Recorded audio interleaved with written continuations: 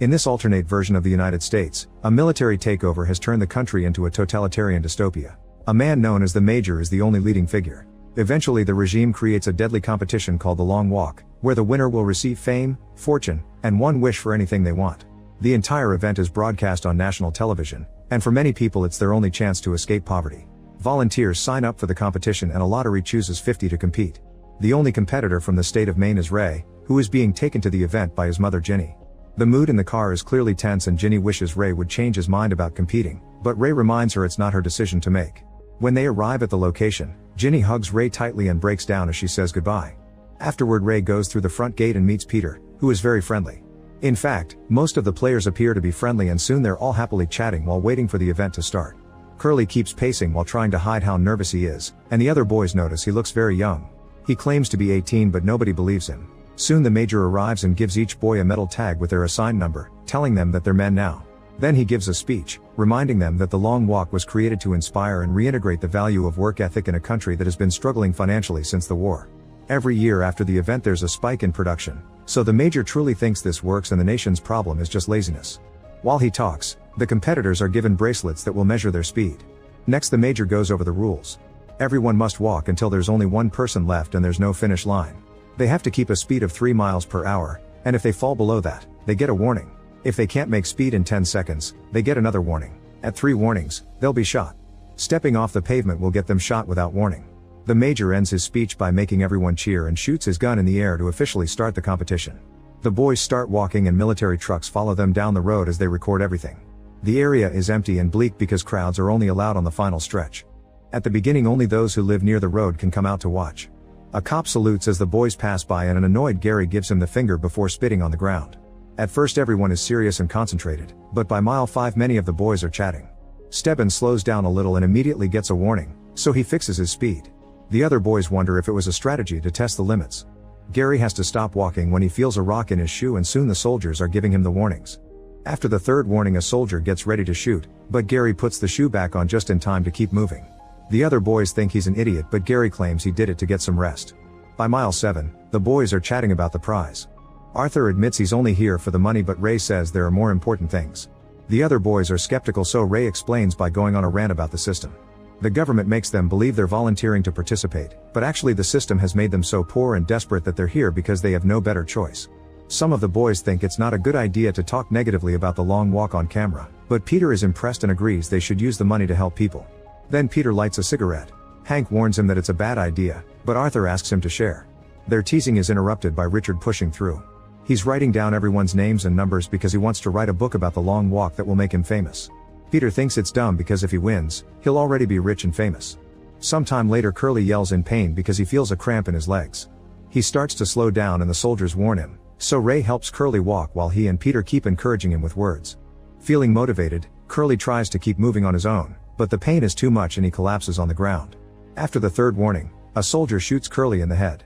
The shock causes Ray to slow down and he receives a warning too, so Peter pushes him to move faster. Moments later the Major appears on the road with a speech for Curly, saying that a comrade has fallen and he must be remembered fondly for his bravery. Ray asks a soldier for a refill for his canteen and touches the man's gun in the process as a way to knock on wood. When Peter needs to relieve himself, he just pees in the middle of the road. By mile 17, they see a girl near the road holding a sign and cheering for Ray. The other boys tease him for having a fan, even though she's too young. Suddenly a boy has a seizure and collapses on the road. The soldiers start giving the warnings while Gary jumps over him, mocking him for hiding medical issues. Soon the soldiers shoot the sick boy and Gary says everyone should be happy because they have less competition. On mile 25, Gary starts harassing a boy named Rank, who at first tries to ignore him. However, when Gary insults his mother, Rank gets angry and tries to punch him. Gary dodges all his blows and Rank ends up falling pretty hard on the ground. He doesn't get up in time and the soldiers shoot him. The other boys start yelling at Gary and blaming him for what happened, saying they can't wait until he's eliminated too. Later a boy has to lower his pants so he can poop while he walks. No matter how much he tries to keep moving he still slows down and the soldiers shoot him too. By mile 35 the Major shows up again to congratulate them for reaching their first night, using lots of buzzwords to convince them that this is a noble cause.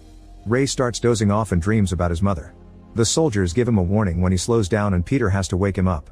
The boys chat about their families while they walk and Ray accidentally slows down again, so he receives a second warning. Ray speeds up but after a few steps he stumbles and gets his 3rd warning. Now he'll have to walk without mistakes for 3 hours to clean his warnings.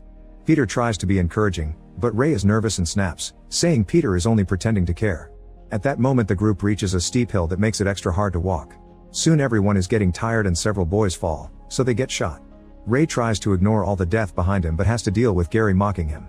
Eventually Ray starts to slow down but Peter catches him just in time. Ray appreciates it and apologizes for his outburst earlier. In the morning, the boys reach mile 59. After all the deaths on the hill last night there are only 18 players left. By mile 67 Hank is barely hanging on. Peter tries checking on him but Hank snaps and tells him off. Meanwhile Richard has been walking with a twisted ankle and he's finally slowing down. The soldiers warn him and Ray tries to encourage him to keep moving, but Richard can't take it anymore and collapses. A soldier shoots him in the head while two children watch nearby. When the walk reaches 100 miles, the major reappears to congratulate them. A boy tries to use the chance to escape by running into a building, but the soldiers immediately shoot him down. At mile 103, the boys discuss what they'll do with their wish and Peter says he'd ask for 2 winners instead of 1. Ray wants to change the entire system, but the others point out that the wish can't directly alter the state. They get frustrated so they start cursing the major and the competition. In the evening it starts raining pretty heavily. Ray can barely stay awake so Peter is helping him walk. In the morning they reach mile 144 and Arthur stops to poop. The soldiers quickly warn him so he has to keep going before finishing. The boys keep chatting to forget about their exhaustion, so Ray decides to tell Peter about his dad, who he considers his hero. His father used to teach him illegal subjects like philosophy and the government considered him a traitor. The major himself asked him to drop his lessons and swear loyalty, but Ray's father refused and was immediately executed. Ray then reveals his secret. He's joined the long walk to wish for a gun and kill the major. He complains about the people by the road who like watching them suffer, but Peter reminds them they're victims of the system too. They were conditioned to think this is noble. By mile 170 nobody is in the mood to chat. A boy with bleeding feet can't take it anymore and begs the soldiers for help as he tries to climb on a tank. A soldier immediately knocks him down and the tank runs over his legs. He still receives the warnings while he screams in pain and eventually is shot in the head. The scene causes another boy to lose his mind and he takes off his clothes before running off the road, which gets him shot too. Hank then notices that he's lost a tooth. In the evening the group reaches mile 201 and Hank is barely standing. Ray tries to encourage him, but Hank is done. He turns around and approaches the soldiers in a truck, which gets him shot down in the spot. A devastated Arthur runs to hold his friend as he dies and receives a warning, so Ray has to pull him away to save him. The next morning they reach mile 209 with only 6 boys left. They remember that Hank had a wife and agree that the winner will donate some of the prize money to her. Their conversation doesn't include Gary, who starts feeling left out. He approaches Ray and reveals that Rank's death has been haunting him since it happened, but he never truly meant for the boy to die. Gary apologizes but also insists it wasn't his fault. He promises to donate money to Hank's wife too, so the group agrees to include him in their comradeship. As they keep walking Gary goes on a rant about the situation, clearly unable to handle the guilt. After snapping at the others, he walks ahead and uses a spoon to self-delete. The soldiers still give him the warnings and shoot him in the head as usual. On mile 260, the boys try to keep the mood up by singing. On the 5th day they reach mile 278 and take the road to the Ray's hometown. Kali thinks Ray's lucky because he'll get to see his mother, but Ray thinks it's a curse because he'll have to abandon her again. By mile 286 they start crossing the town and one of Ray's boots comes apart. Arthur points out that an uneven balance will make things harder so Ray takes off both shoes, revealing that his feet have been bleeding. When he sees Ginny nearby, Ray can't help it and runs to try to hug her. Ginny steps back and urges him to stay on the road while Peter pulls Ray just in time to stop the soldiers from shooting. Ray yells a final apology to his crying mother as he realizes he's no better than his father. As the walk continues Peter tells Ray about his own family. His parents died during the war and he was sent to live with his uncle, who beat him until he died when Peter was 10. Afterward Peter had to survive on the streets by stealing and fighting. One day during a fight, his opponent slashed his face with a knife and Peter ended up in the hospital. He blamed himself for what happened and that day he promised to always find the light even during the darkest times. If he wins, he'll use the money to help orphans. By mile 306, Stebbins points out that they shouldn't help each other anymore or this will never end. The others agree even if it makes them feel awful. When Arthur's nose starts bleeding, the others have to pretend not to care. This causes Kali to snap, so he runs ahead and steals a gun from a soldier to shoot him to death. The boys are devastated to watch how Kali is shot down in return. Kali refuses to let them have his death too and self-deletes before they can finish him. At mile 324, Arthur's nosebleed gets worse. Peter and Ray drop the deal and help him walk, but Arthur knows he doesn't have too much time left. He begs his friends to give his locket to his grandmother when they win. Arthur also asks them not to turn around before he pulls away from them. He walks toward the truck and the soldiers quickly kill him. Night falls by mile 326. The 3 final players cross a bridge while the major keeps talking to them. Ray is annoyed and starts insulting him, but the major isn't bothered. He thinks those are the killer instincts needed by a winner. Stebbins uses the chance to reveal that he's one of the Major's dozens of illegitimate sons and his wish is to live in his father's house. However, he can feel his organs failing and he wants this to end already. Stebbins says it's been an honor to walk with them and that he's happy that the winner will be Peter or Ray. Then he stops walking and the soldiers shoot him down without his father caring. Moments later it starts to rain. Ray admits he used to be afraid of death, but after seeing so many boys die, he isn't afraid anymore because this moment is important. By mile 331 the duo reaches a town where a huge crowd is cheering for them. Peter stops and says he wants to give up so Ray can reunite with his mother, but Ray refuses and convinces him to keep going. Then Peter walks ahead, unaware that Ray has stopped behind him.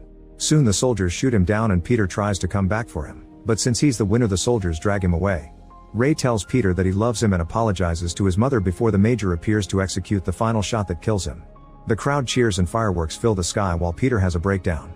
The Major congratulates Peter and asks for his wish. Peter says he wants a soldier's gun so he can pass it to his kids one day as a symbol of his victory. The soldiers are wary but the Major tells them to grant his wish since Peter is a good man. As soon as Peter grabs the gun he points it at the Major, who tries to calm him down and reminds him of the fame and fortune. A crying Peter just replies this is for Ray before shooting the Major on the spot. Then he drops the gun and walks away.